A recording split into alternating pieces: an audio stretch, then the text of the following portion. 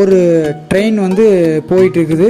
அப்படி போயிட்டு இருக்கிறப்போ ஒரு பெட்டியில் 4 காலேஜ் பொண்ணுங்க இருக்காங்க. அதுக்கு ஆப்போசிட்டில் 4 காலேஜ் பசங்க வந்துட்டுருக்குறாங்க, உட்காந்துட்டுருக்குறாங்க.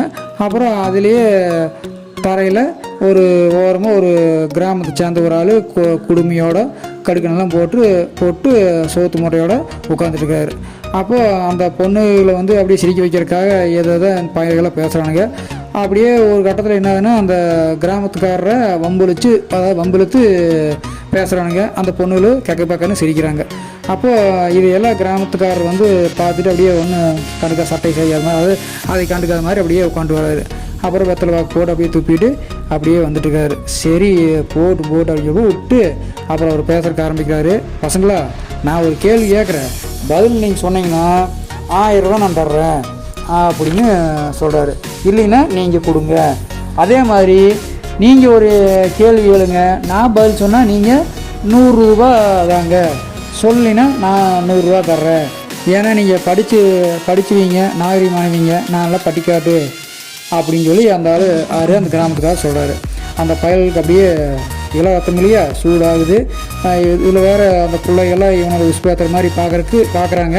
இவனுங்க அப்படியே சரி கேளு அப்படின்னு சொல்லி போட அந்த காலேஜ் பயல்களாம் சொல்கிறானுங்க.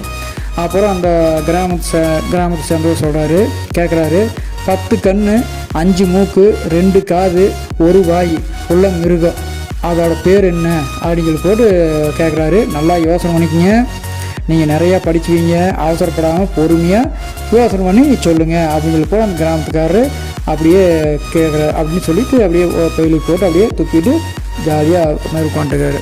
இவனுங்கெல்லாம் நல்லா யோசிக்கிறானுங்க. யோசிச்சு நல்லா குழம்பிட்டானுங்க. பின்ன சொல்ல முடியுமா? ஏன்னா 10 கண் 5 மூக்கு 2 காது 1 வாயின்னு ஒரு என்னடா இருக்கும் ரொம்ப குழம்பிட்டானுங்க. அந்த பிள்ளைகளெல்லாம் கலந்து அப்படியே யோசிக்கிறானுங்க. ஒன்றும் கண்டுபிடிக்கவே முடியல.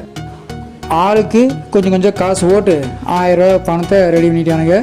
இந்தப்பா எங்களால் சொல்ல முடியல, கண்டுபிடிக்க முடியல அப்படின்னு சொல்லி நாங்கள் தோற்றுறோம் அப்படின்னு சொல்லி போட்டு அவங்க அந்த கிராமத்துக்காரர்கிட்ட கொடுக்குறாங்க.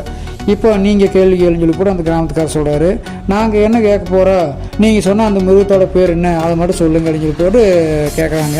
யார்? இந்த இளைஞர், இந்த பசங்களாம் கேட்குறானுங்க. அப்புறம் அதே நேரம் அந்த ரயில் வந்து ஒரு ஸ்டேஷனில் நிற்க போகுது. அப்புறம் அந்த கிராமத்துக்காரர் இறங்கி போகிறதுக்கு அப்படியே தயாராகிட்டு சொல்கிறாரு, தம்பிங்களா, அப்படி ஒரு மிருகம் வந்து அந்த மிருகத்தோட பேர் எனக்கும் தெரியாது, நான் தோத்துட்டா பணம் எவ்வளோ தரேன்னு சொன்னேன், 100 ரூபா தரேன்னு சொன்னேன், இந்தாங்க 100 ரூபா அப்படின்னு போட்டு 900 ரூபா லாபண்டா அப்படின்ட்டு போனாரா. இவனுங்க அப்படியே இவனுக்கு முதல் ஆளில் கிருகிருன்னு வர மாதிரி ஆகிப்போச்சு இவனுக்குள்ள. ஏன்னா ஒரு கிராமத்துக்காரர்கிட்ட நம்மளாம் இப்படி ஏமாந்துருமே அப்படின்னு போட்டு ரொம்ப வெட்கப்பட்டு நின்னாங்களாம். இந்த கதை மூலிமா நம்ம தெரிஞ்சுக்க வேண்டிய விஷயம் என்னென்னா, யாரையும் சாதாரணமாக எடை போட்டு நாம் நினச்சிடக்கூடாது, பேசிடக்கூடாது. கடைசியில் அது நமக்கு தான் வில்லங்கமாக வந்து முடியும் அப்படிங்கிறத நல்லா தெரிஞ்சுக்கணும். கதை கேட்ட உள்ளங்களுக்கு நன்றி.